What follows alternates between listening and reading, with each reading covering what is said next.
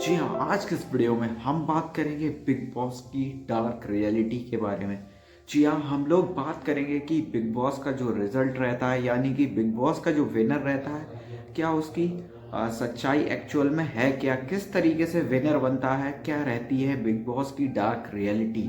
तो उसके बारे में डिटेल में डिस्कस करेंगे और आप बताइएगा कि आपको मेरा ओपिनियन कैसा लगा, कमेंट सेक्शन में ज़रूर बताइए। तो आज का ये वीडियो शुरू करते हैं हम। जी हाँ, मैं बात करूँ बिग बॉस की, मैं कोई स्पेसिफिक सीज़न नहीं ले रहा हूँ। आप देख लीजिए, जब से बिग बॉस आया है अब तक की बात करूँ तो मैं जैसे अपना जो लेटेस्ट सीज़न लगा लीजिए 17, बिग बॉस 17 की अगर शुरुआत से देखा जाए तो ये सीज़न काफ़ी अलग रहा है और इसमें बिग बॉस ने पहले ही से कह रखा था कि मैं वाइज रहूँगा। तो देखा जाए तो कुछ लोगों जैसे कि मुनावर फारूकी हो या अंकिता लोखंडे हों या कुछ और कंटेस्टेंट हों, कहीं कहीं बिग बॉस ऐसा लगा है कि बाइस्ड रहे हैं और अपनी तरफ से कुछ ना कुछ हेल्प की है। जैसे कि अंकिता लोखंडे या कुछ और भी कंटेस्टेंट थे, उन्हें अलग से थोड़ा सा गाइड किया जाता था कि किस तरीके से आपको डील करना है और किस तरीके से आपको आगे काम करना चाहिए। तो कहीं ना कहीं काफ़ी हेल्पफुल रहता है ये सब कुछ चीज़ें। और आप देख लीजिए, जितने भी कंटेस्टेंट हैं, फॉर एग्जांपल अंकिता लोखंडे ले लीजिए, काफ़ी बार थेरेपी रूम में बुलाया गया उन्हें और समझाया गया कि आपकी इमेज कैसी जा रही है बाहर। और सबसे इम्पोर्टेंट चीज़, जो समझाने का तरीका रहता है और जो लोग कहीं ना कहीं जिसको जो भी कंटेस्टेंट रहते हैं हमारे, जिन कंटेस्टेंट के लिए बिग बॉस बाइस्ड रहते हैं या बिग बॉस के मेकर्स चाहते हैं कि ये हमारा विनर हो, तो उन लोगों के साथ आप बिहेवियर देख लीजिए और कंपैरिजन टू जिन लोगों के साथ नहीं चाहते हैं उसके साथ देख लीजिए बिहेवियर। चाहे सलमान खान का तरीका हो बात करने का या फिर बिग बॉस का तरीका हो बात करने का, एक अलग ही रहता है। और कहीं ना कहीं जिन लोगों को मेकर्स आगे बढ़ाना चाहते हैं और सोचते हैं कि ये हमारे विनर मटेरियल है कहीं ना कहीं, तो उन लोगों को अलग तरीके से वही बात समझाई जाती है। फॉर एग्जांपल आप राइडर का एग्जांपल ले लीजिए, सबसे बड़ा एग्जांपल। अगर कोई ऐसा कहता है कि बिग बॉस बिल्कुल फेयर शो है और बिल्कुल फेयरली डिसाइड करता है और कहीं ना कहीं जो ओपिनियन होते हैं हमारे बिल्कुल खुल के हम रख सकते हैं बिग बॉस शो में, तो कहीं ना कहीं ये बात बिल्कुल 100% गलत है। ये बात मैं बिल्कुल प्रूफ कर सकता हूँ। आप UK07 राइडर, अगर आपने सीज़न 17 देखा है तो आपको बिल्कुल अच्छी तरीके से पता होगा कि राइडर ने भी अपने पॉइंट ऑफ व्यू रखे थे और वो कहीं ना कहीं बिग बॉस के खिलाफ थे, सलमान खान के खिलाफ थे।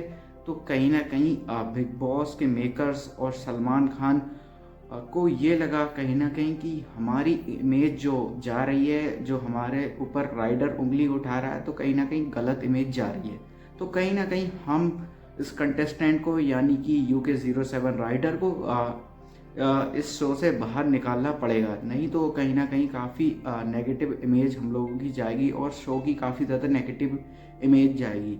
तो कहीं ना कहीं आप देख लीजिए कितने गलत तरीके से निकाला गया। बिल्कुल बिग बॉस की सोची समझी साजिश थी UK07 राइडर को निकालने में, और पहली साजिश में फेल हो गए तो दोबारा ट्राई किया। तो कहीं ना कहीं बिग बॉस बिल्कुल नहीं चाहते थे कि एक ऐसा बंदा जीते जिन्होंने हमारी बुराई करी है और हमारे शो की बिल्कुल धज्जियाँ उड़ा दी हैं। तो ऐसा नहीं है।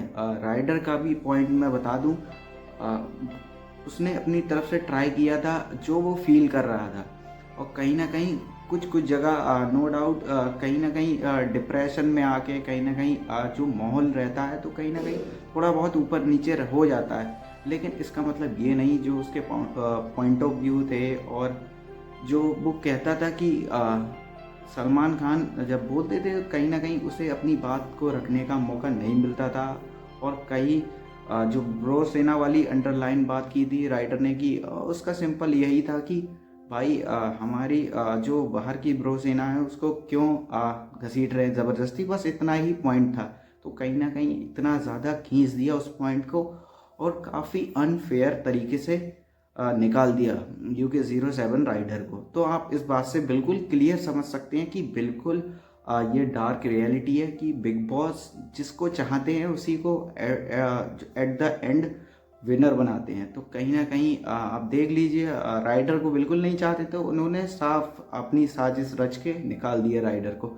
और कहीं ना कहीं मुनावर जो कि ऐसा बंदा नहीं था कि ऑनेस्टली बताऊं कि जो दिमाग में है वो बाहर है, कहीं ना कहीं दिमाग में कुछ और, दिल में कुछ और, बाहर कुछ और, कहीं ना कहीं डिफरेंट बंदा था। और अपना UK07 राइडर मैं यहाँ पे तारीफ करना चाहूँगा कि जो उसके दिल में था वही जुबान पे था और सबके सामने था, कहीं ना कहीं खुल के अपने पॉइंट ऑफ व्यू को रखता था। तो इस बेसिस पे देखा जाए, अगर ये शो के अकॉर्डिंग देखा जाए तो कहीं ना कहीं ये शो है पॉइंट ऑफ व्यू का और अपनी ओरिजिनल पर्सनैलिटी का।